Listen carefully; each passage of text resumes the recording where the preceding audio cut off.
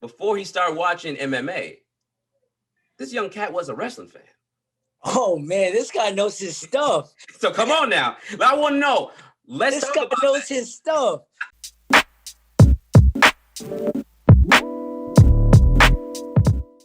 It may be chilly outside, but hey, you know where the good time rolls, and that's right here. Because once again, season 2, let's do it one more time. Getting real with your guy, Ronald Smith. Oof. And my guest today, I'm so happy because I got a fellow Long Islander here. And not only that, this man is on the come up, and y'all better recognize where he's going to go. Yes, The only sir. person that I could be talking about is the one and only Phumi Turbo Nkuta. Talk to him. How you doing, my man? I'm doing good, man. I'm doing good, Ron. How you feeling? Hey, man, I can't complain. Look, we both inside warm and cozy. So you already know we're at a good start right now. Oh, 100%, man. I had to leave this house for breakfast this morning. It almost ruined my whole day. Oh, man, look, I had to go outside. Just to check out the place out. And everything is set up. I got shovels, my boots. So when it's all done, I'm like, well, time for round 2. Time to get to work. While he may be coming up in the game, this is something that he's been doing and believing in for a long time. Very long time. But let's just get into the one thing that I think everyone needs to understand is that while this young man was on the come up with kickboxing, taekwondo, wrestling, jiu-jitsu, getting that all together, the real thing came together in the beginning because before he started watching MMA, this young cat was a wrestling fan. Oh man, this guy knows his stuff. So come on now. I want to know. This guy knows his stuff. Let's talk about that. Where did that love come from wrestling? So I had 2 older brothers, and they were much older than me. So they started watching wrestling when they were, I think it was around like WrestleMania 10 or so. Oh, okay. I was born, man. I don't even remember my first time watching wrestling. I almost came out of the womb watching wrestling. You know what I mean? So, that's how it always goes. You never remember the day you got the wrestling bug, but you're just so happy that you didn't want to go away from it. Oh yeah. It was at this point. It's almost like something that's just a part of my life. You know, the wrestling entertainment aspect. You know, I loved it, man. Even growing up, watching guys like The Undertaker, watching guys like Stone Cold. You know, and then my favorite wrestler of all time was also my brother's favorite wrestler, Bret Hart. He was. I liked him a lot because, you know, he got in the ring and scrapped like all the other guys, but he was always about his business. He wanted to be the best there is, best there was, best there ever will be. So he's a guy I can live after, you know. It's a guy I can really, you know, take after and look at as a role model, man, you know. See, and I'm glad you brought up Bret Hart because I was watching a lot during quarantine. I was watching a lot of his matches. My best friend, that's his favorite wrestler. I never understood Bret because to me, when he was a babyface, I thought it was kind of boring when he spoke. But he was always a really good wrestler. But when I saw him turn heel, and with the Hart Foundation, that sold me. That sold me. I'm like, why did I not watch this guy from the beginning? He's so fantastic. Look, man, and a lot of people like to talk bad about Bret Hart, man, but he kind of started the Attitude Era. He was on he started the new generation. Yeah, that new generation of Attitude Era, because he was that first guy that kind of, you know, when the Hart Foundation thing was going on, he got in Vince McMahon's face. You know what I mean? He dropped that whole promo on him, like that whole promo, man. He did all that before Stone Cold, The Rock, and all those guys did. So, look, he might be one of the best ever. Look, I may come at you and be like, I may have another guy that come at you. I may say AJ Styles is the best ever. I may say that to you because come on now. That's a good one too. Look, he's phenomenal. Need I say more? Come on.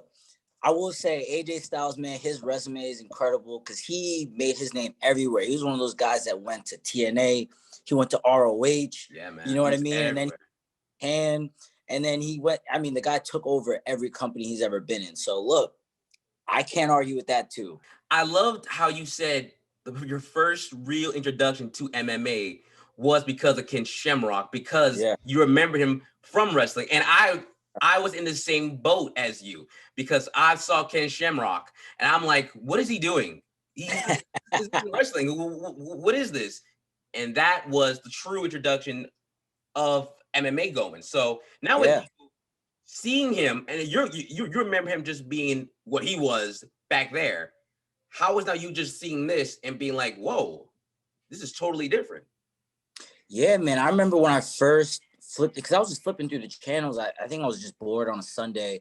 And once I saw him, man, because I'd watched boxing before and I'd liked kickboxing, but this man was totally different because they weren't just standing up. It wasn't all right, someone goes to the ground, standing 8 count. Right, You know right. what I mean? These guys were scrapping on the ground, and one guy was trying to get up, the other guy was trying to stop him from getting up. So I was just like, man, like, one, Ken Shamrock's got to be pretty damn good to one, be a pro wrestler and do this. Yeah, yeah, oh Right? yeah. The man's But the world like, dangerous man. yo, hey man, I believed it. I was like, you know what? At first I thought it was like, you know what, it's probably just his gimmick. But once I saw him in the ring, I was like, look, he might have been the world's most man, you know? But nah, man, that was a cool transition for me to see because I saw how one guy was able to be successful at one thing, but man, I didn't know that was his roots. I didn't know his roots started from there, you know? So it was kind of cool to see someone almost grow through that, right? He became, an MMA fighter, then a pro wrestler, and then kind of went back to MMA and now almost floats in between both, right? So Exactly. it's kind of cool. He was one of those guys, man, that paved the way for a lot of guys now who want to go from MMA to pro wrestling, right? There wouldn't really Yeah, be much of that if right. it wasn't for Ken Shamrock. I think Ken doesn't get his credit for that, because I think at a time he came at an era where, look, like how everything with MMA was looked really in a bad light, Yeah. as cockfighting and like why and a lot of states didn't even legislate them to be a live sport.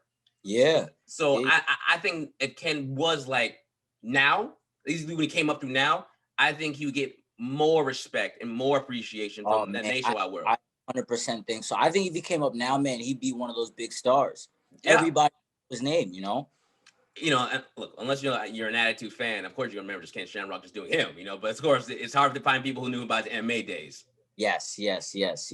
So now you seeing that, and you saying, you know what, I'm intrigued by that, and you're just going through yourself with these other athletic sports. What was then the click to say, I want to do MMA full time?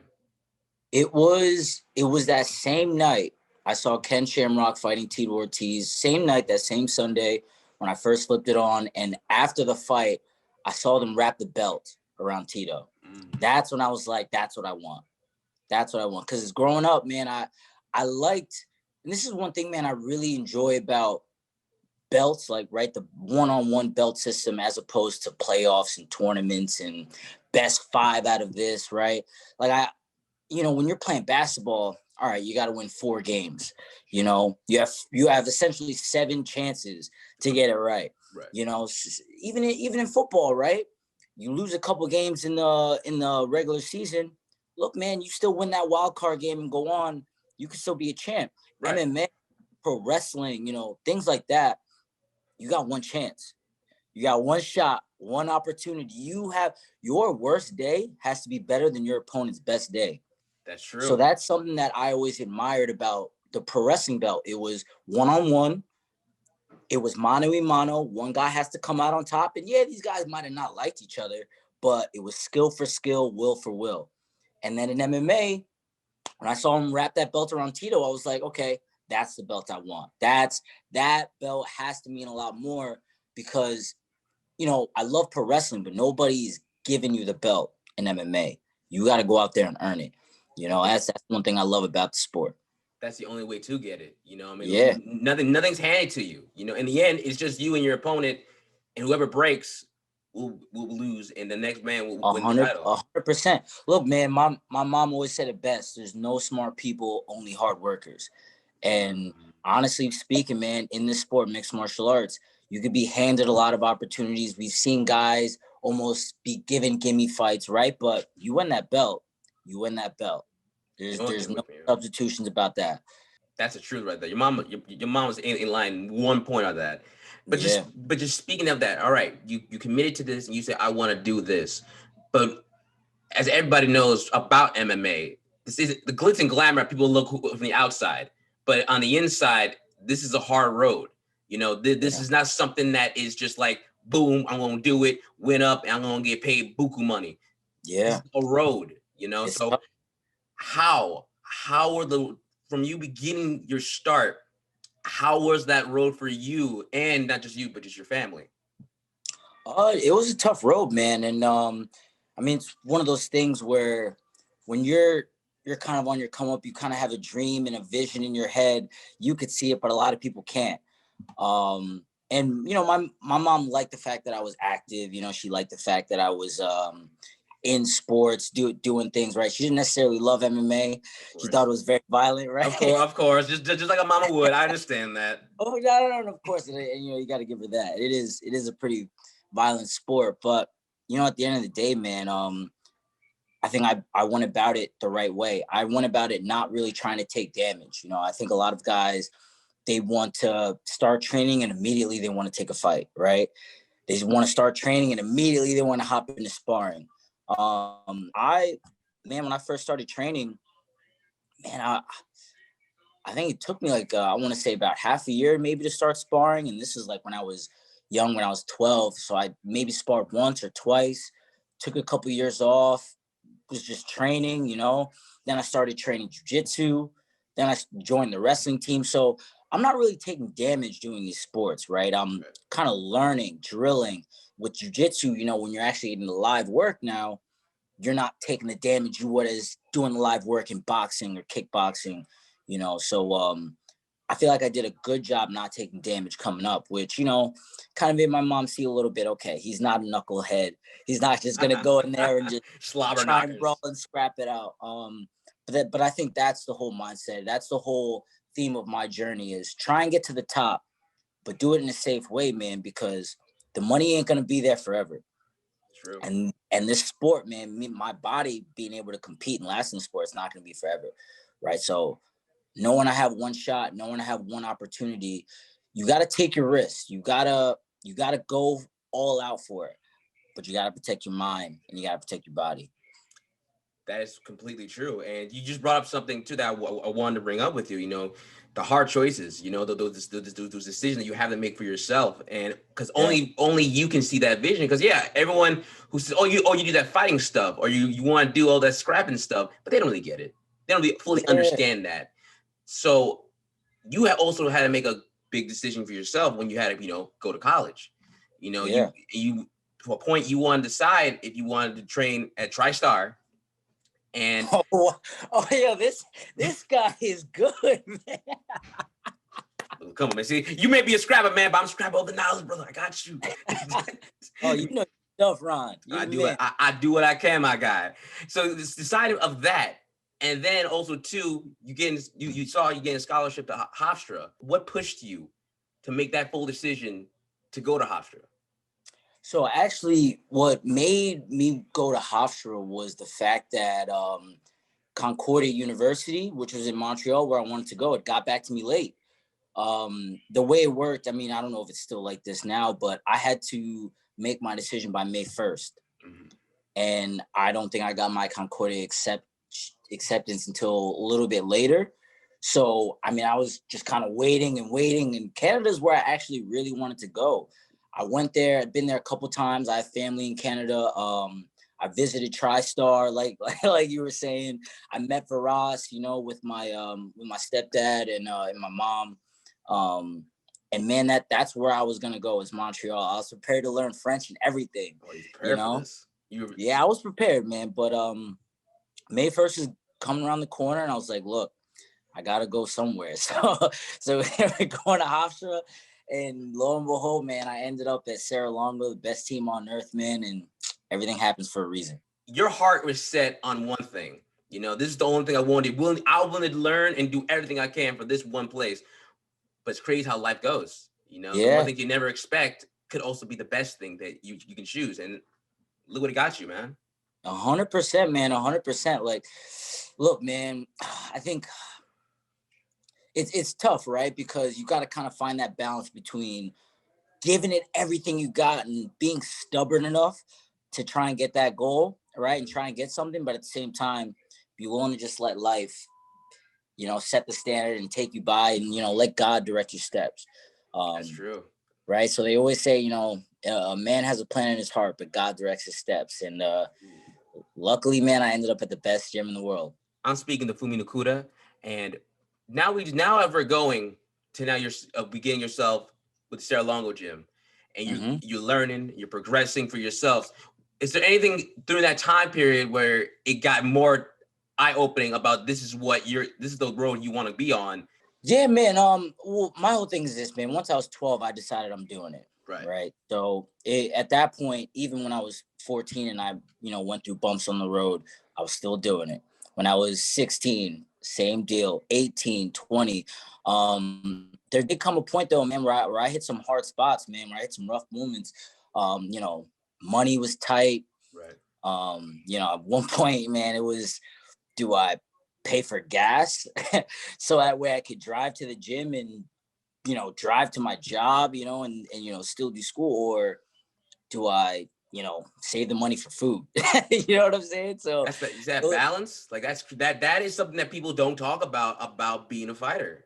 Yeah, those are the tough moments, man, and it goes back to sacrifice, man. Like at one point I was sleeping in my car underneath the parking garage at Roosevelt Field Mall, man, just for warmth. I remember, because it was dead in February. It was cold just like this, a little snow on the ground. And I tried just sleeping in the parking lot. I'm like, dude, this is too cold. Too cold. So I went to the parking garage at Roosevelt Field Mall, and I was just like in the corner. You're just like, go on my body, please. That's all I need. And it's tough, man, because you don't want to sleep with the car on all night. So you turn the car on. Right. Then you turn it off, go to sleep for a little bit, wake up a little cold, turn it on, warm up. Oh, man. So you're not even really eating because you don't have the money for food. You're not sleeping because you can't sleep. So that was probably the toughest moment, in my pursuit of my professional mixed martial arts career. Because when I hit that point, man, it was like, all right, I'm do or die now. There's nothing anybody could say about me not wanting it enough. There's nothing anybody could tell me about not being good enough. I've went through it all. I'm willing to go through it all. And I proved that to myself in that moment. And now in me proving it to myself, I can go and prove it to the rest of the world now. So that was a tough moment in my life, but hey, I made it through. Who inspires you? Who gives you that energy to be this, to get this, is the power to push through those times when you feel that you can't go anymore? I gotta be honest, man. During those tough times, God got me through. I did a lot of praying. You know what I'm saying? I did a lot of praying, a lot of, just talking to God, man. Because in those situations, you see something in your head, like we're saying, you see something in your head, but reality is totally different, right? Right. So it's like, it's kind of easy to imagine yourself as the world champion, when you're on the come up, right? Or even you had the belt, or, if you have the belt or have had the belt, it's easy to envision that. But it's kind of tough, man, when, you got no money in your bank account. It's kind of tough when, food's, running dry. Now it's hard for you to even train, right? It's like, damn, how do I even envision myself as a world champion? I don't even have a place to live. You know what I'm saying? But then, in praying to God, you kind of start to believe a little bit more, right? That vision in your head starts to kind of come out a little bit. And even though it's in your head now, it doesn't matter what you see around you anymore. You still know it. You still hold on to it. And then eventually, man, it's always going to come through. Always. And those moments are going to be the ones that you look back on when you reach that top, Yeah. And then the reflection comes of being, it was worth it. Those hard times when you felt like, I don't want to do this, man. Or like, why am I putting myself through this? Then when it comes up, you be like, yeah, it was worth it all in the end. And I did it. 100. Look, man, even to be honest, where I am right now, I'm surrounded by good people. I train with the best in the world. And it just so happens that those guys are also people that I can call my family, my brothers, you know what I mean? Like Ray Longo, he's like a mentor to me in many more ways than just fighting. So for me, even just right now where I'm at, I'm just thankful, man. I'm very thankful. I have a place to live and I can train. And now, man, I don't have to get up with the stress of, shoot, what am I gonna do? Where am I gonna sleep after training? Now it's all right, it's go time. Now I love this, man. It almost lit a little bit more of a fire under me, because since I made it through that. You need that good energy to keep you up in those hard times, and that's a wonderful to see. And Yeah. that and as you move and progress, because then you move over to your amateur hours, and then you Yeah. your amateur career. What in your mind was your expectations of what you wanted than what you got? I honestly thought, man, I was gonna, be able to blow past everyone, make my pro debut rather quickly. I mean, a couple injuries set me back. I broke my hand about twice, in a couple different places, actually about 3 times. I ended up getting a cyst that I had to get surgically removed. So I was going through a lot, man. Those were tough times, but luckily, at least I didn't take any losses right during that MMA career as an amateur. And I was still getting the experience, still training, still, even though I didn't, get to where I wanted to be, I didn't get to make my pro debut in 2018. At that point, I was sparring 15 minutes straight with Aljo. I was sparring with Marab at that point. So I was getting my feet wet going with the best in the world. So look, man, as much as I wanted to make my pro debut, getting to work with those guys, man, was probably better than anything I could have wanted, Because that's the only way you're gonna grow. Continue to learn to keep pushing yourself through that. And 100%. with 2018 and 2019, you're getting to the rounds. You're getting through the ropes to grow and progress, and also just letting people know that watch out for this guy. He's coming up. Yep. But I think it's more crazier that your debut fight in Bellator. If we're going wrestling, right? We go with the UFC as WWE. People look at Bellator as like WCW. We're gonna go in that direction. Yeah. Tell me that. Like, you made your debut in Bellator. Like, look at that. 1,000 seats, baby. Come on. Where was Fumi's mind at? Like, were you lost in the lights? I'll tell you what, man, I honestly wasn't. And this is where we go back to, having such a great team. A couple months before this, Ray had actually, his he gets hurt now when he travels a lot, man. He's been through everything that guy, right? You could put that guy through. So, in terms of being able to corner people, sometimes when a guy would have to go to China or Japan, I would have to sub in for him, and then I would help with the corner work. So I had gone to China at that point and cornered Mizuki Inoue, who fights for the UFC, in her UFC debut that August.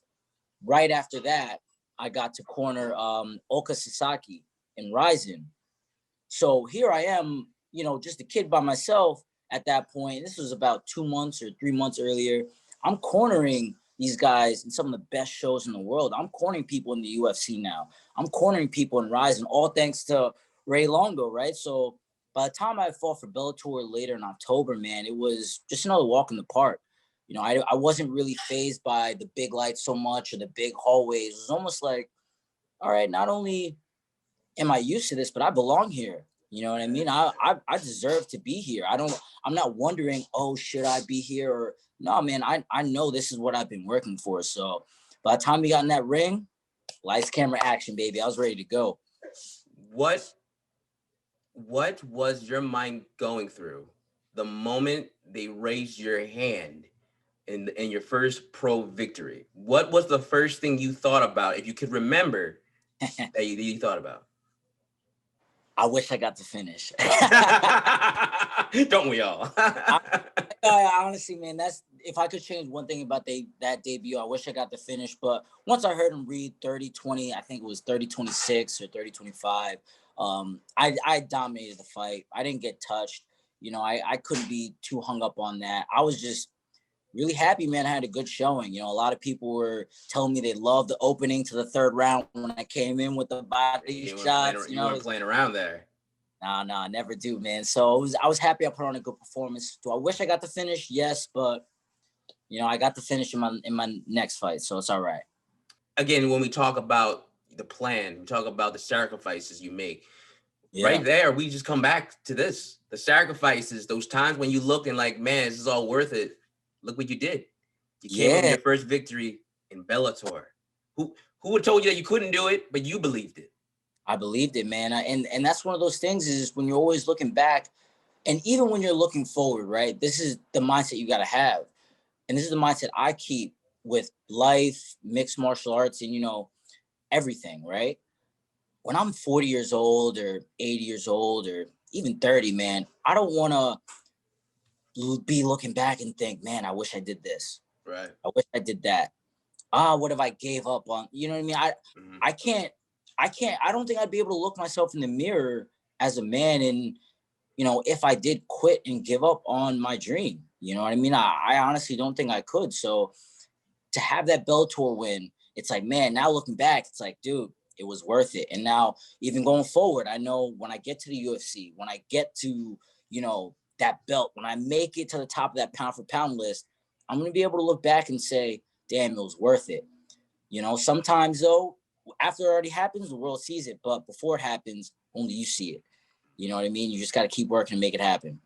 I'm speaking to Phumi Nkuta right now, and let me tell you guys something right now. This man has the vision set of what he wants to accomplish because right now, not only is he continuing to grow for himself, he's getting prepared for a big fight for himself going against Alberto Pereiro, 5-1. So when you look for yourself, and it's the best title fight for yourself. Yeah. Seeing that the mountain of that fight against him, what do you believe you can do to grasp to get that big step forward? And win that belt.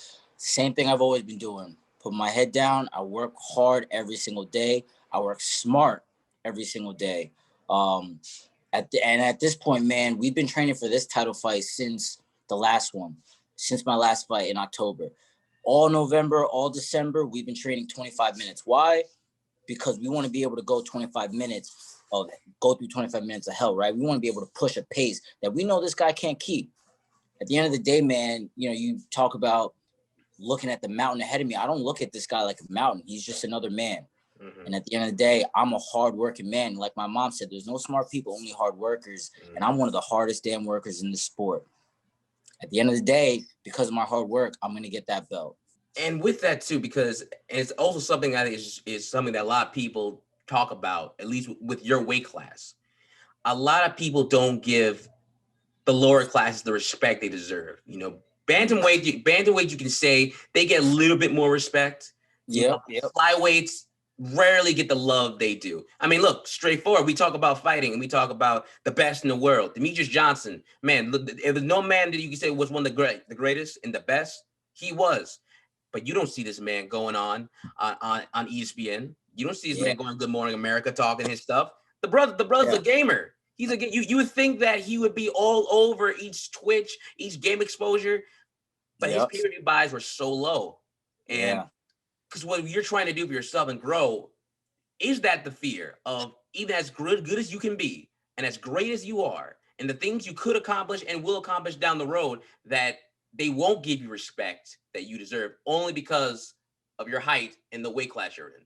No, not at all. The reason I say that is because any person who's watched any one of my fights, whether it's an amateur fight or pro fight, has walked out entertained, has walked out saying, damn, that guy's good.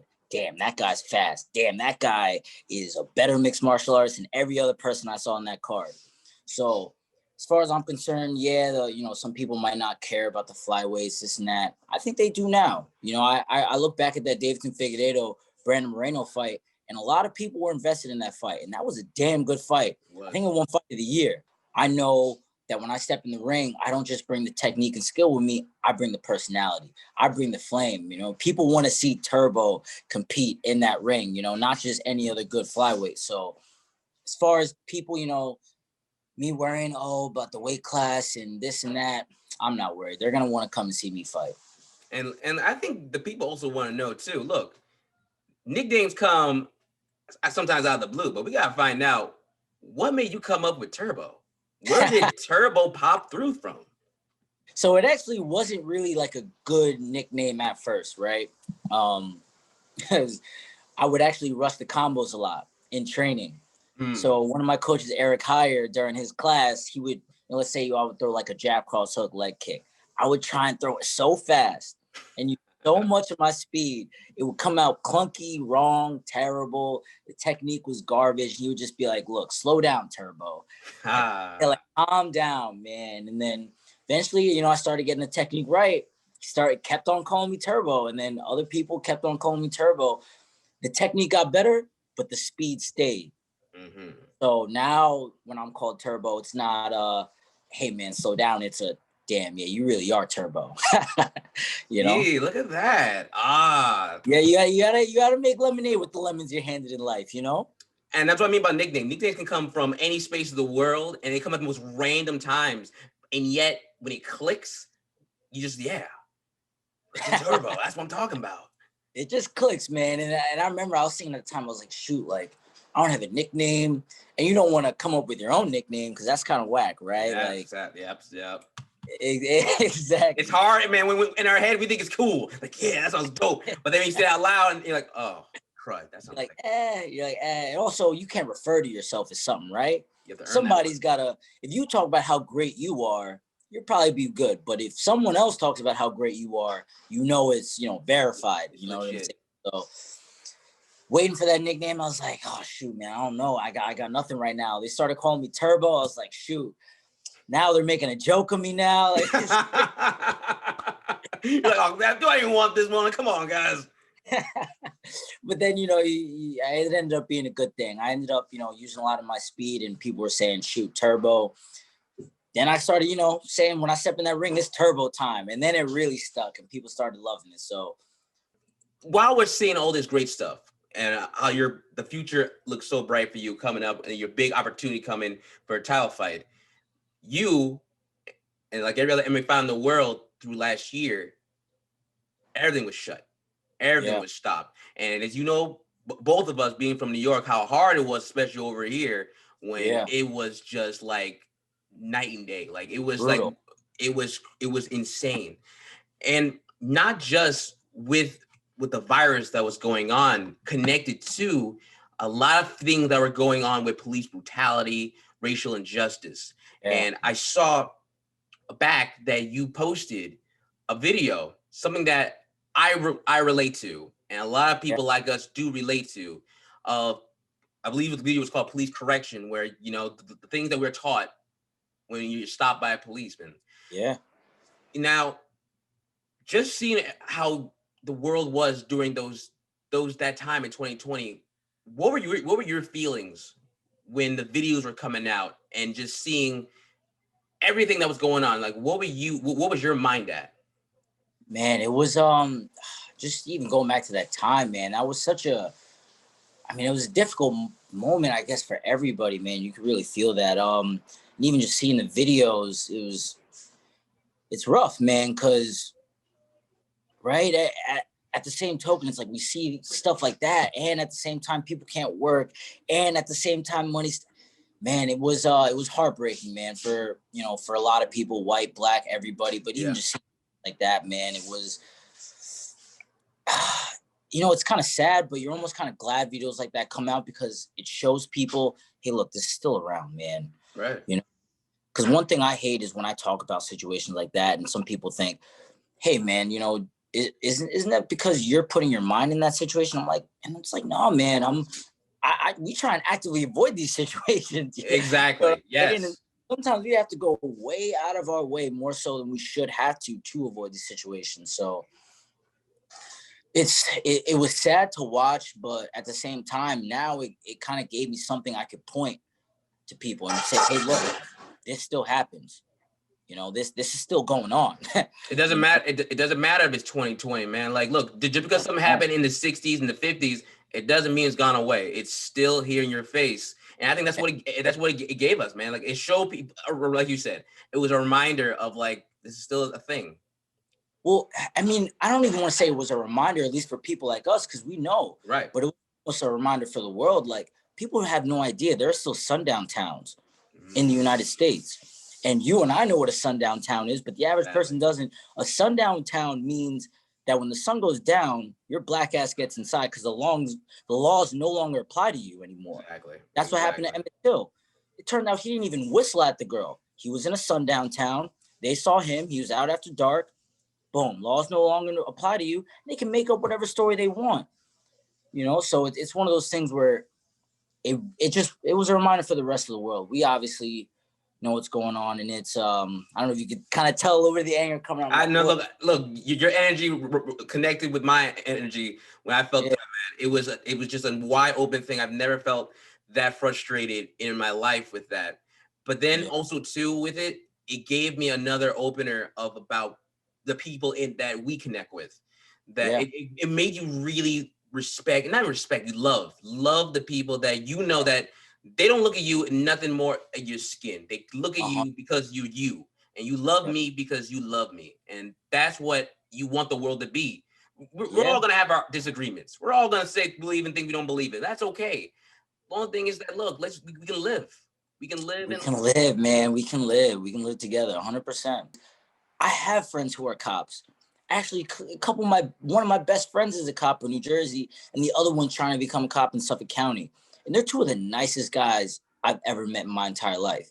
You know what I'm saying? So there's nothing wrong with cops. And I think that sometimes what people get it confused with is, when you say there has to be a change, they think you're talking about, all cops are bad. No. And it's like, no, nobody's saying that, man. But what we're saying is there should be a change, because if I can pull up a video for every single day of the week of someone who looks like us getting killed, doesn't that show that there's a problem, right? Exactly. Shouldn't that show that there's an issue? So it's not so some people take it as, oh man, there's an issue with everybody. The issue isn't with everybody. It's just that we have to fix what's wrong. And once we just acknowledge the problem and work together to fix it, that's when we can get better. 100%. And when the people that just don't want to move because they're set in their ways, you gotta let it look. Either you get on board or you get out the way. That's it. That's just it. That's just it. I'm speaking to Phumi Nkuta. This has been a really good discussion we've been talking about. Just getting to know this young man, seeing how this brother's ideas, his dreams, and where he wants to be through his life. And with all that, man, before I let you go, before I cut this and let you go shovel in the snow like I'm going to do, put on my boots up and just shovel all that up. I almost want to keep this podcast going. To get out there, right? I wish I could, man, but look, man, snow's probably a little too hard for my side. But before I let you go, man, this is what we do at the end of Getting Real. Right.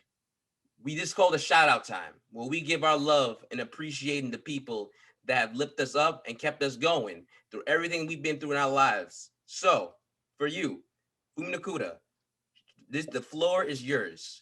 Show your love to whoever you want to give it to. Of course, I got to give my love to my family, my mom, my two brothers, of course, all my family in South Africa. But without those guys, first and foremost, I wouldn't be who I am today. I wouldn't have grown the way I have grown. I wouldn't have had the little things, man, that are instilled in you when you're young. I wouldn't have that today if it wasn't for my brother. I don't think I would have been tough if it wasn't for my brother. I don't think I would have been loving if it wasn't for my mom, right? So I gotta give it to my brother and my mom for that. Also, Ray Longo, best coach in the world. Aljamain Sterling, he's gonna win the belt March 6th. Don't forget about that. Don't forget, y'all. Don't forget.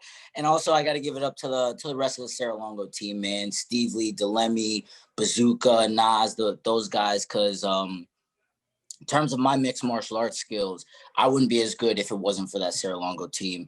And even then, man, talking about some of the things I've been through in my life, these guys who have been in that gym have helped me get through a lot of it.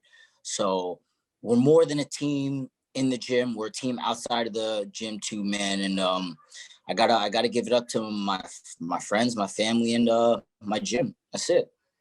Before the day comes when your big title fight comes, if you can go back and tell young Phumi, who was a young wrestling fan, getting ready for himself, popping up and just then transitioning to see his first MMA fight, what would you tell him to get him inspired, or just to keep him encouraged to know that no matter the roads and the bumps you see, you will make it to the other side?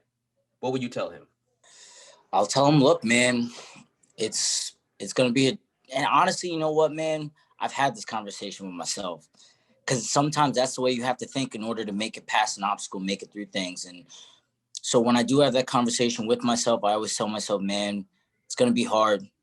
It's going to be tough, but we're all human.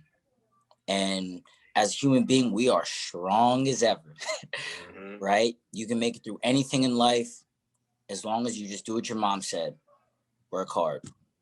That's it. Doesn't matter what you go through. Doesn't matter who tries to stop you. Doesn't matter what gets in your way.